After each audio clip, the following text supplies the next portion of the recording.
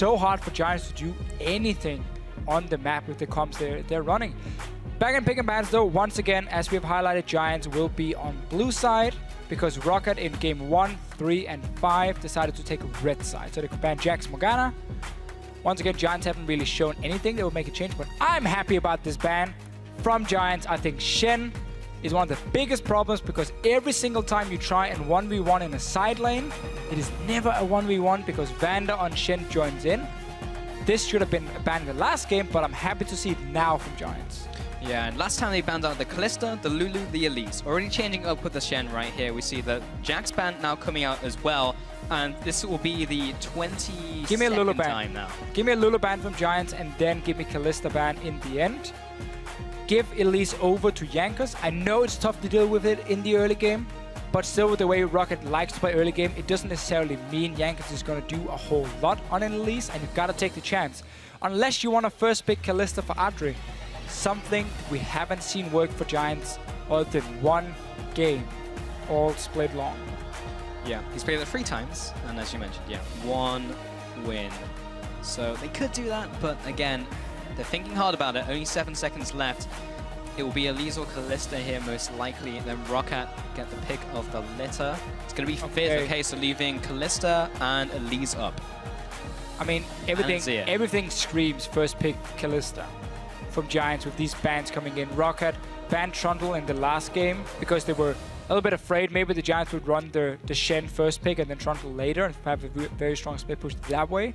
You can still ban the Trundle now that Shen is gone, so it becomes a little bit more difficult to deal with him. But you also got to look at potentially Elise. Do you want to get rid of it? Seeing as the fact that Giants could first pick it, but I'm more expecting a Kalista, even though it would still surprise me because it is Adryh who's going to play it for Giants. So ROCCAT predict that Giants will once again swap up and go for a poke composition. They ban away the Varus, so they take away one of the big proponents of that from PePiiNeRO. Those triple flex bans coming in from Giants means they can read ROCCAT a lot more easily in this champion select. What are we going to see? Is it going to be first pick Kalista? But it's a good point you just made right there with their flex picks being banned away, because that has been what ROCCAT did so well on purple side. Get a lot of early flex picks, very difficult for Giants to know exactly who was going where. We saw the Gankplank come in against the Olaf as a last pick in game 2. But yeah, I mean, again, Kalista first pick is what you normally see in this case, but Elise as well is open.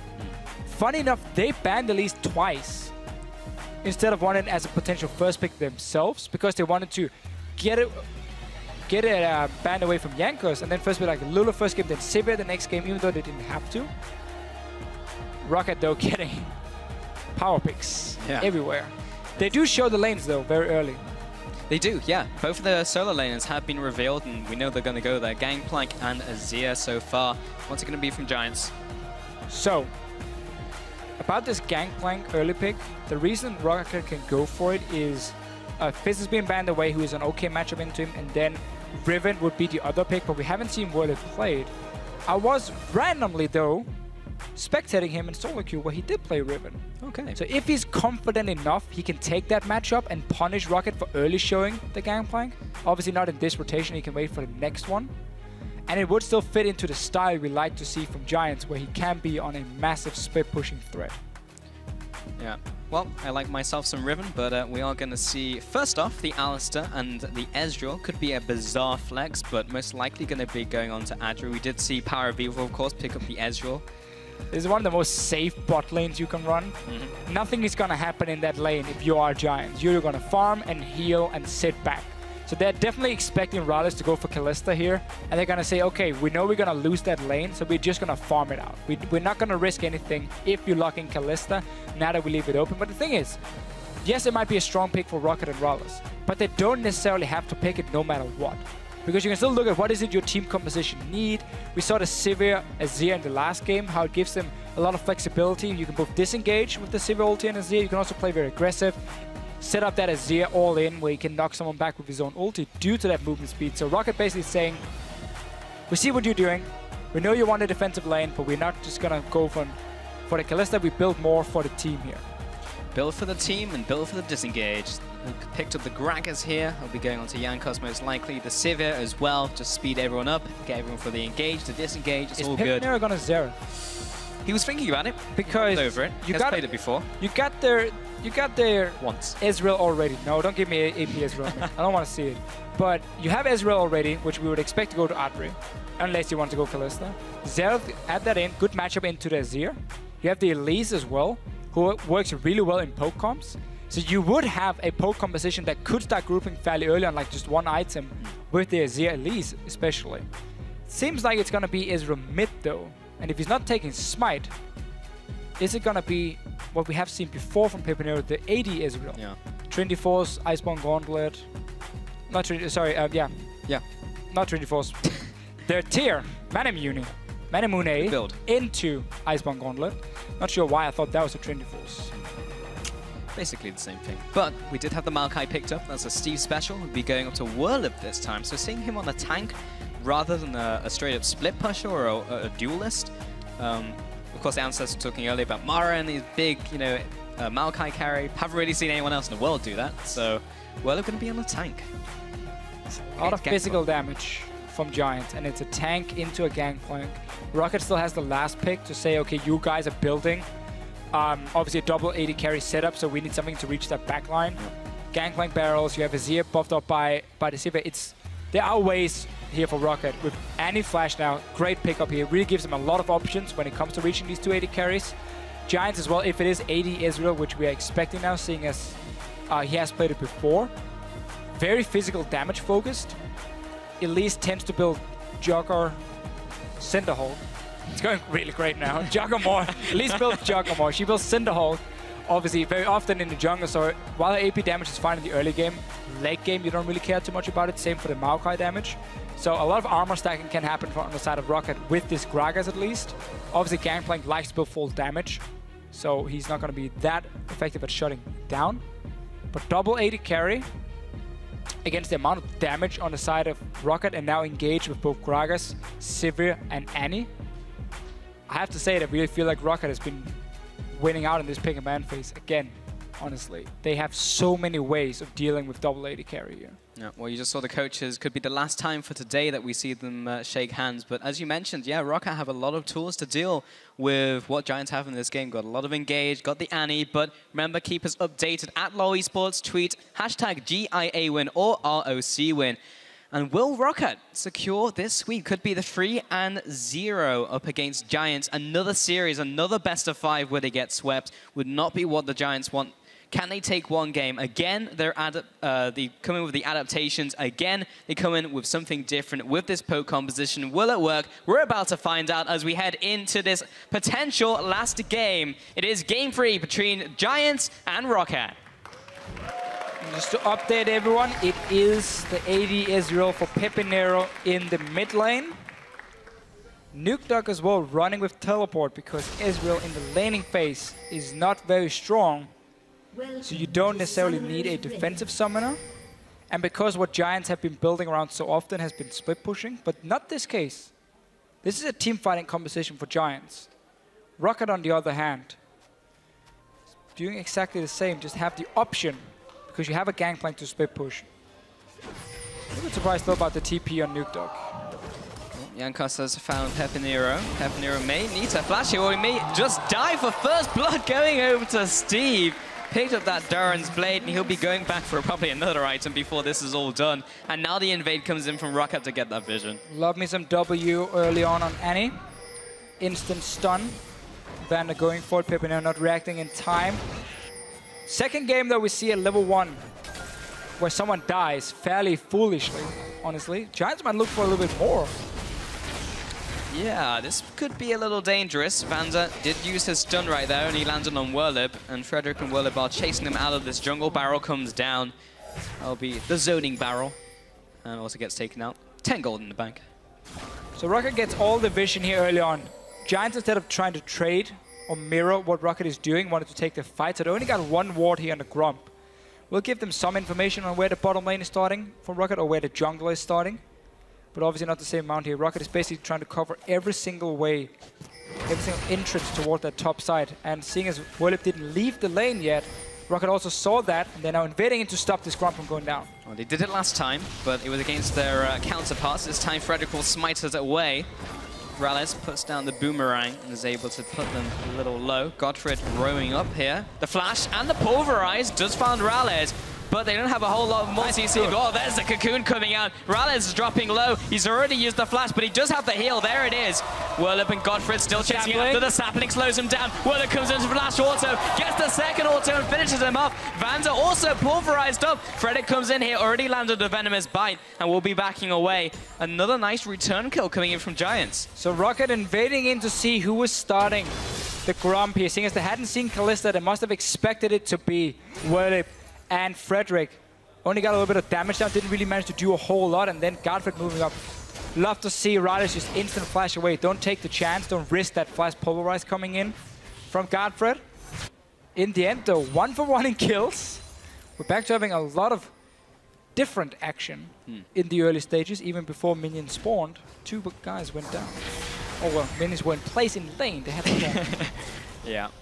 But still, 2 kills at 3 minutes. Very different from game 1, looking more towards the second game. Still not quite, they kind of just run at you and will have a lot of action. But no flash looking now. for another gank in this top lane. Has this red buff. Steve coming in as well for this gank.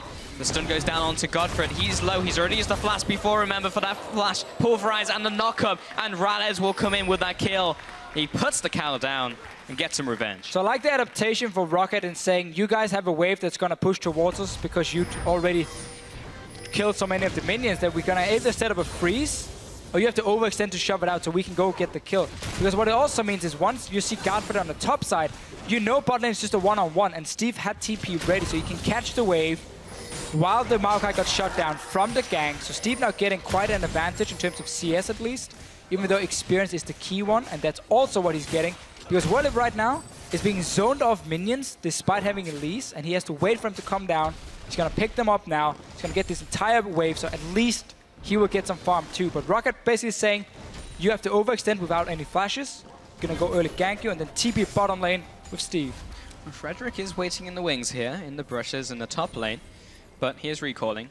RALEZ is playing this safe, or not anymore. He's level 2. Doesn't have any summoners, remember. And Vander did get hit by that sapling. Send in Vander.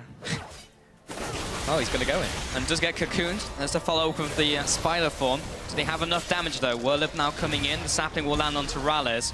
Werlyb does have his Twisted Advance, but only just gets level 3 there. And Frederick was dropping low, so he will just back off. So in the end, Frederick doesn't get anything. No summoners being blown. We're already down. So a lot of things been happening early on. A lot of flashes being blown. Adryh's been down his bottom lane on his own, shoving it in. Couldn't get a freeze because... not really sure what he was doing at level 1 if he were in a situation where he could have frozen the wave, which is always... if you want to go defend top side and you can get an easy freeze at level 1 as an AD carry in the lane sub, do it. Because it's just so much more effective at denying farm. You saw how much Steve got in that lane once he TP'd down. So despite him having to invest into a gank top, he still got 2 or 3 waves when he TP'd down bottom lane. GODFRED now sitting in the top lane, taking turns, and who can gank this duo lane? And now Jankos moving into this jungle. Doesn't have any vision over Frederick right now. He's gone for his red buff. Mid lane, we haven't spoken too much about. There's not a whole lot has happened. It is PePiiNeRO versus Nukeduck. Has gone for that tier start, as you mentioned. Werlyb in the top lane, though. Twisted Advance goes onto Vander, and Jankos will find him with the body slam, keeping that barrel there. So Werlyb has to take the scenic route to get to safety, and going to the bush was not safety.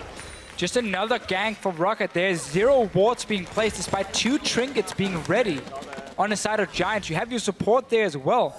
Someone needs to go out and invest into early vision. I wonder if GODFRED went back and just only got boots. Let's see what happened. PePiiNeRO ulti's up. Vander. Oh, whoa, whoa. But early boots from GODFRED. So I wanted more so he could roam, but meant he couldn't afford any wards when he went back. And you still have a no-flash Maokai in a lane where he had to once again overextend for it, really making it difficult to defend him. Steve obviously not really going to do a whole lot in the one-on-one, but has been getting all the experience down here, level 5 for himself.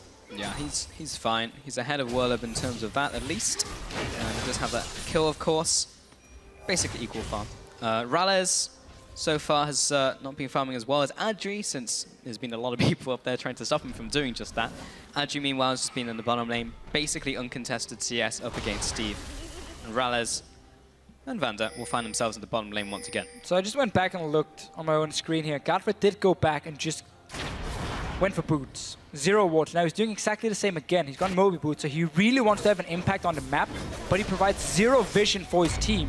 And due to the fact that they use so many summoners, see what happens here. Vander's no summoner, but Jankos is here. This is not going to work out well for the Giants. GODFRED uses the minion taxi to try and get to safety. The flash into the ultimate from Nukeduck. Again, takes it out. GODFRED, he's only level 3, man. Level 7 Azir. Yeah, now this is super under-level support. He's gone full focus on mobility. Even though, as I mentioned before, so many summoners were blown. Now we might see another one. Oh, good cocoon in from Frederick. Did CC up Jankos. Those stacks are steadily building from Adryh for this rend. Jankos needs to get out of here. Oh, body slam over the wall. Frederick looking for the execute. Gets him down with a venomous bite. Sinks those fangs in and picks up a kill. 1-0 over to Giants after all of that. So this time a good reaction from Giants. Had TP ready. ROCCAT opted to go for the dive. Very aggressive and honestly greedy play right here. Even though Steve could TP as well, still it opens up mid lane because PePiiNeRO never moved. It was Nukeduck who TP'd down bottom lane, joined in on that gank, turned it around. ROCCAT should have said, that's fine, we get a kill. Go back to our lanes because now Giants are getting so much damage on this mid tower. Yeah, Nukeduck should get here before they are able to take the turret, but still, it's a lot of damage ROCCAT didn't need on that middle turret going down. He's building towards the Nash's Tooth once again. Meanwhile, PePiiNeRO has had that tier for a while, so he's busy farming that up, as you mentioned, for the Mirror Mana, Last Whisper, all of that good stuff. GODFRED came in for the headbutt. Will be flashed away by RALEZ this time. Good flash from RALEZ. Had his spells shielded, one of the spells would have hit him. Anyway, Vander now needs to stun him up because Werlyb is going aggressive. Coming in for the re-engage, pop the ultimate already. Steve now coming into this fight, should be enough to disengage at least. There's the chain of barrels, does not connect with the retreating tree. Frederick is still there. The stun was not charged up with the Pyromania from Vander. Werlyb will use his W to get to this Grump, try and back away. GODFRED, he's still level 3, but he still has headbutt. He's going to knock him towards the Grump. And Werlyb has been CC'd up underneath this turret, taking the wrong escape route. GODFRED, actually, for trying to assist his top lane, is probably going to fall here as well. Steve is the one to parlay him to death. And again, he goes down, a 2-0. Vander caught out by Frederick, maybe picked up.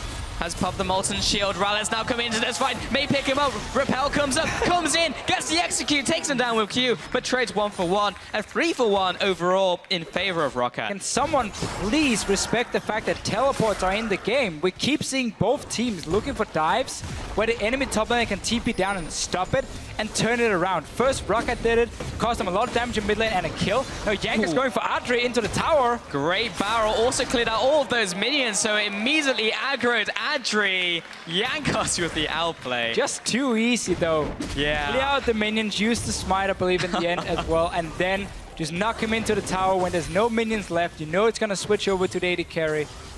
Adryh not reading the situation, but really, then Giants down bottom lane saying, okay, now we're gonna go for a dive. After they forced a flash from RALEZ, they could just take it and hit the tower, get a lot of damage on it. They wanted more. And that means Steve can now TP down, suddenly turn it around on the side of ROCCAT, more kills for them. Really some unnecessary dives from both teams. Just getting damage on the towers is more than enough. You don't have to always go for the kills. Feels like both teams are slipping a little in this one, in this third game. I mean, the other two games weren't maybe the cleanest, but still, they were thinking a little more about the decisions. So far, it's just been constant action, constant, let's go for this fight. It seems good. Let's not think about any of the summons they may have, and let's go for it. And time again, and teleports come in. It is impossible to make it a low-risk situation when you go for the dives, because again, as you said, you don't think about the summoners at the same time. Something we highlighted earlier, GODFRED going for very early Moby boots and 0 wards on 2 or 3 backs in a row. So there was no vision really to spot where is ROCCAT sending their members. And in order to set up a low-risk tower dive, you need deep vision so you can see, okay, where's the enemy jungler coming, or who's moving down towards this top side, or this tower here. And you need to have, of course, the summoners under control. And Adryh now going down. Flash into the tip as Adryh kiting away, but it's just a question of who the kill's going to go to at this point. It will go to RALEZ. And GODFRED does want to make haste and get out of here. He's only now level 4. There's the Ezreal ultimate, clearing out no minions. And bottom turret will go down to ROCCAT. And we'll carry on the push, actually. Frederick is in the bottom side of the map, but there's no AD carry, no real wave clear out from Frederick or GODFRED. Vander wants him. He wants the stun. He gets the stun. Jankos does not have his ultimate, though. And now they will make the way out. Maybe looking for Dragon. And when ROCCAT has made a mistake in this series, they maybe have given up a tower, maybe a kill. Before they gave up 1 kill and a lot of damage on mid tower, but never the same amount that Giants gives up whenever they make the mistakes. When they overcommit, it's like 2 or 3 guys dying, it's a tower going down, it's a dragon going down, because ROCCAT always sets themselves up a lot better for these fights here before they even start. And also it seems like Giants really overcommit. GODFRED going down beforehand when he tried to help the Maokai instead of saying, okay, Werlyb, you're done. You're done, so just die. Instead, he walked in, tried to help him, ends up dying as well. Yeah. And really, for Giants, they just, again, just a step behind very often. Steve, in this top lane, has just been gradually accumulating kills with his TPs, has been farming away, having a pretty happy game, honestly, playing against a champion who's played oh so often in this split. And that means he can just get all of this farm, basically. Has picked up the Phase this time around. Last time picked up the Sheen first.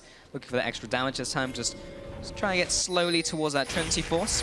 Frederick and Werlyb, seeing he's recalled, will go into this jungle. Maybe try and get some vision.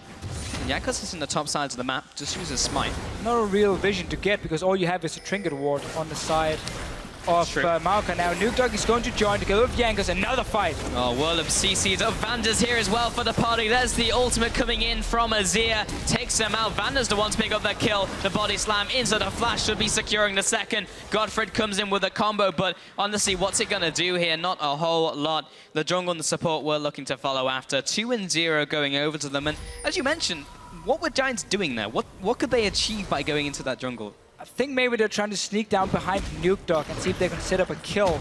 But your mid laner is an Ezreal who can't really assist you on it. Right. That's why we saw GODFRED move in as well near the mid lane. But again, you have zero vision in the enemy jungle, so whenever you go for these aggressive plays, you have no clue who's showing up. You have no clue how many members are there. Vander has a fantastic time again, roaming around. Now another fight in top lane. TP coming in from Nukeduck. Here's Jankos as well. Werlyb, my friend. Oh, he's going to flash away, and Nukeduck's going to say, okay, he's here. He's going to pick up the kill. Now, this obviously had nothing to do with Vander, but almost every other kill we have seen in this series, Game 1, Game 2, Game 3, Vander's been part of it. His roams have been very, very good, and he's really been setting up a lot of things for ROCCAT when it comes to terms of vision, when it comes to terms of joining the fights, obviously in time. His anti-play has been spot on. So far, he's been my MVP. Yeah, he's been honestly super strong through this series. I remember saying at around this time, last game, that Vander was 0-0-8, and he's basically the same here, 1-1-8 right now. You can see the fan vote has changed a little since Game 1, 80% before to Giants, now only 48%. That's changed. We're looking now at what is it Giants are trying to accomplish with their composition here. Typically, when you run AD Ezreal, you want something like a Corki with it. You get a bit of mixed AP damage, and you get a very strong spike in the mid-game, especially around 20-minute mark, where you have Trinity Force and Magic Penetration on Corki. You have, obviously, the stacked up tier, or close to stacked up tier in the Ezreal, and then add in a Sheen at least. So you have very strong spike on both these AD carries. You have a Kalista here, though. You don't want to siege with a Kalista at all. Like, Kalista is not a sieging champion. She wants to teamfight this. She wants to skirmish a lot more. That doesn't really fit in with the Ezreal pick at all, from what Giants want to play. They obviously want to get into team fights, but it becomes a lot more tricky because PePiiNeRO needs a lot more time then. If it's not about the poke, if it's about an all-in team fight to match the damage of an Azir, it's never going to happen for him. So you're going to have these fights where Giants might look to try and kite quite a lot with this Ezreal here, and like Kalista always jumping back, but then suddenly Werlyb going to the front line with their Alistar is going to be with their Maokai, it's going to be very easy for ROCCAT just to zone him out. And this kiting should never happen against the flash tippers, against a flash body slam, ulti from Gankplank to slow them down. There's a lot of ways for ROCCAT to get onto Giants. This comp here really doesn't make a whole lot of sense, and it's just super difficult for Giants to play it out. I mean, I was going to say, it's difficult enough with this composition versus what ROCCAT are running, but they're also 8,000 gold behind. So trying to make that happen, if you get hit by one CC, okay, maybe we can back off, but that CC is going to hit, and that member is probably going to die from Giants before they get out of the CC. So it's going to be a challenge for them, and that was just another tower going over to ROCCAT. So again, just constantly getting objectives, constantly building up these advantages. Yeah, I mean, this goes back again to how risky and difficult it is to play this comp. You have zero proper wave clear. Right. Ezreal is not going to wave clear anything other than when his ulti is ready, and he's AD, so he's not going to one-shot the wave. Kalista needs to hurricane before she can fast push waves, but it's not reliable wave clear. You're against Azir, Gankplank, and Sivir. 3 champions who can instant shove waves, who can zone you off towers very, very effectively. You got attack speed, Nash's Tooth, you got attack speed from Sivir when you pop the W. ROCCAT can so easily take down towers in just a matter of a few seconds. And there's nothing to respond from Giants other than a hard engage. And in order for that hard engage to happen, it's obviously Werlyb being there, potentially getting home guard on this Maokai, but when he engages in, the 280 carries don't want to follow. They want to stay in the back line, because if they get too close, everything on the side of ROCCAT is basically going to one-shot them. So you have this weird combo where Maokai goes in to stop the push, and the 80 carries step backwards to avoid getting one-shotted, and then suddenly you just zone out the Maokai, worst case, and just kill him. Well, Werlyb has identified that he needs to be the engager, he needs to get in, but he doesn't have those boots yet, so he can't upgrade to the home guards and get those home guard teleport plays happening. He has gone for the first item, Righteous Glory. Remember that did take a hit in terms of numbers. We typically see top lanes who run that go for like a defensive item first, like a component of like a Frozen Heart or a Spectre's Cal, something like that, but has gone for that immediately, so he's able to get that extra movement speed, try and go for these engages, but so far we haven't really seen Giants group up and go for an engage. It's always been them getting caught out, someone dying, going into a fight that's already basically lost. It was too early for them anyway to group up. I mean, they needed more time on the Ezreal in the mid lane really to start it's only 18 scaling minutes. up. So, like, when you have Kalista, you obviously bank on the fact that you can win the early game as well, at least your lane, with how strong Kalista can be. And then you have this very, very good skirmish with the players of the Rune King, where you can duel most 80 carries. But that was never a thing, because Giants fell so far behind, where White's like, once again making some very aggressive calls that got spotted by ROCCAT. They got a few kills from it, and then suddenly we even see Jankos solo out the Kalista up in top lane. And like, we never got to see that dual power. And now suddenly, we have 280 carries sitting in mid together trying to share farm, which means nobody's really happy, because nobody wants to share as an 80 carry. You want to get solo farm, and now ROCCAT's just going to engage. Yeah, RALEZ is going to click R, and the rest of the team is going to follow. Flashes over the wall, looking for Pepi, gets him, and takes him down. Nukeduck looking for the follow-up as well onto Frederick. And that forces yet another flash. Giants just losing summoners, losing ground. And now the middle turret is going to be pushed in. There's 1 minion is going to die. Another wave of minions on the way, ready to get killed by this tower. So allow ROCCAT to push it. But you mentioned it, Azir, the Sivir, how quick it is for them. Smack it down. I mean, even Gragas can add in some bonus damage in the tower. Yeah, a rise from Nukeduck, even just a lot of damage. It's honestly insane. That tower died so quickly. Steve in the bottom lane wasn't even there. Remember, he has his passive, which also applies on turrets, 50%, but still it's true damage. PePiiNeRO coming back out of base, and you know, we have that question, is PePiiNeRO going to turn up? Because we've seen a downward trend from him, and like, he hasn't done badly, but there's been a lot of decisions as a team that has just not really allowed him to get into the game. I mean, the Diana game as well, he got camped and wasn't able to do a whole lot, and also died a lot. Sure, I mean, it's not just him, obviously. Yeah. As a team, Giants really struggled to enable PePiiNeRO, but his own champion pool, we have to highlight, is a problem. I mean, I feel like all the EU mid laners who cannot play like a Zia Victor already put yourself in a disadvantage in the pick and ban phase. I mean, the Victor pick here has been huge for Nukeduck in first game 1 now. Again in game 2, even though he's not been the big carry in this game, the fact that he is an Azir just gives him so much more. I mean, they say he's not been the big carry. He's done some fantastic plays. He's Flash Tibbers, by the way. Flash Tibbers and a dead Ezreal. Brutal. Yeah, but as you mentioned, yeah, 0-3 on that pick from PePiiNeRO. Just every Victor game hasn't worked out.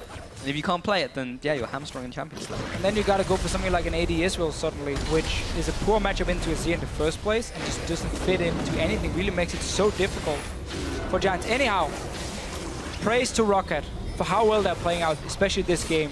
They had one poor dive in the bottom lane. Outside of that, they have been in full control once again. They're playing around the map, rotating really well. Vander is roaming everywhere and being part of almost anything. And we get to see strong individual play as well from Nukeduck, from MrRallez. And Steve has honestly done a fine job. Wasn't 100% impressed by his Gankplank in game 2, but this one, he hasn't really been challenged. Yeah. But the difference is as well, ROCCAT has had pretty solid early games every single time in this series, and that's down to a little bit from Giants pulling in GODFRED, and he's like, nope, I'm out. I'm not going to engage for you. But yeah, ROCCAT have had some pretty good early games that's transitioned well into the mid game. They've made some good decisions. I want to see ROCCAT, if they manage to get out of this series, looking pretty positive right now against the rest of the teams. I think that's safe to say. Yeah. but how they do in the early game and how they transition that into mid-game. Can they continue to build that platform for themselves to make those good decisions? That's really going to be the big thing, seeing as Origin is waiting next. Yeah, and we know how strong they are. Whole other monster to deal with. So we got to look at the positive trends here from the side of ROCCAT, especially pick and ban phase for me.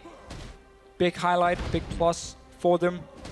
Yamato Cannon before the game again saying 5-14. It was his patch. He knew how to pick and ban properly, and his team are showing. They play Fizz, they play Lulu, they play Shen, they play Gankplank. They have all these picks. Azir as well, now that we've highlighted him so many times. We know Victor is a massive pick for Nukeduck. So all these very contested meta picks. They're also mega picks. They're also mega picks in many ways. Are there for ROCCAT. They're showing they know how to flex pick them. They're showing they have so many different compositions, and that's going to be key for them. Well, Nukeduck potentially caught out here, but is taking a bunch of damage. There's a shutdown going over to Pepi. Vander's going to be caught as well. All Giants are closing in, but here comes the teleport from Steve. This is a 3 versus 5 for ROCCAT, but they find one. They find someone else. Can they get onto Adryh? Steve is already there. He's getting kited around. The oranges will make it not okay. GODFRED drops low. He'll go down to RALEZ. This is getting very messy, but this is a 2 for 3 overall. Werlyb is being chased down by Jankos. He wants him. This is going to take a while if he wants the kill. Oh, RALEZ is going to join as well, but sloppy start from ROCCAT. Nukeduck didn't flash away. He decided to stay in and fight and see what he could do, but getting caught out a little bit on the side of ROCCAT. Werlyb is still getting chased, and there we go, goes down. But really now is the time for Giants if they want to get back in this game. Even though it's looking almost impossible, you have stacked up your tier, you have Trinity Force. I mean, that is basically the strongest your Ezreal is going to be, really, right now. But your Kalista is still very far behind. And Adryh even gone for second item, Last Whisper. So he has not enough attack speed really to have much of an impact. He's obviously looking at the fact that the double AD carry. Still don't agree with it because it's only the Gragas who's going to stack armor on the side of ROCCAT. That should have been a Hurricane. Oh, Jankos dropping low here. He will be backing away. Happy Hour will regen some of that HP as Nukeduck and Jankos make their escape. Just need to back up here. Sundisk comes up. And still, Giants are trying to close in. GODFRED is here. Just jump over the wall from Pepi. Good explosive cask will disengage.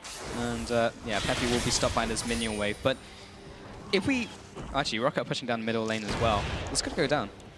Well, they have no TP and Nukeduck yet, and Jankos is far away, so they should just back away, take the dragon instead. But yeah, as we said before here, ROCCAT got caught out a little bit. In the end, though, they managed to turn the fight around because they're so far ahead in gold. Can even go and take the Baron from it.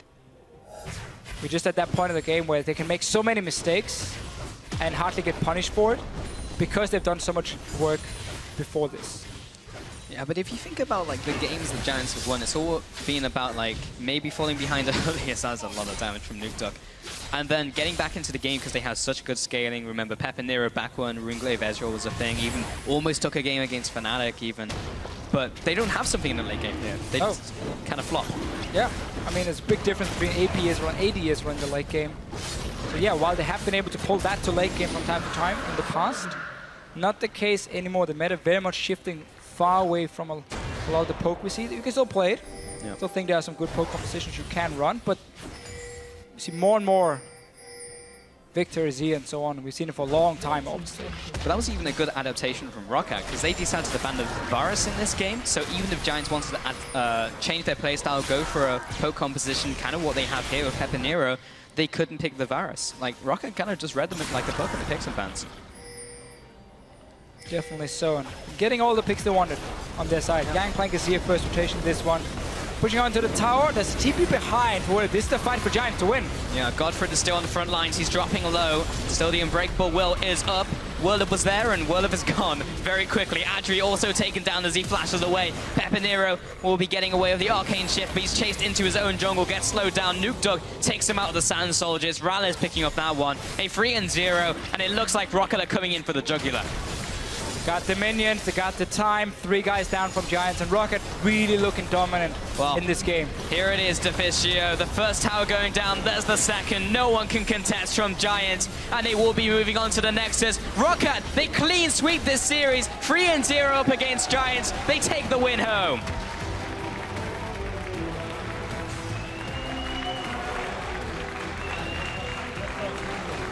Just gotta give it to ROCCAT here. Full control. in this game, entire time basically, outside of one tower dive. Game 1 and Game 2, after they got out of the early game, ROCCAT had the goal lead. They had the map control, great vision from Vander and Jankos together.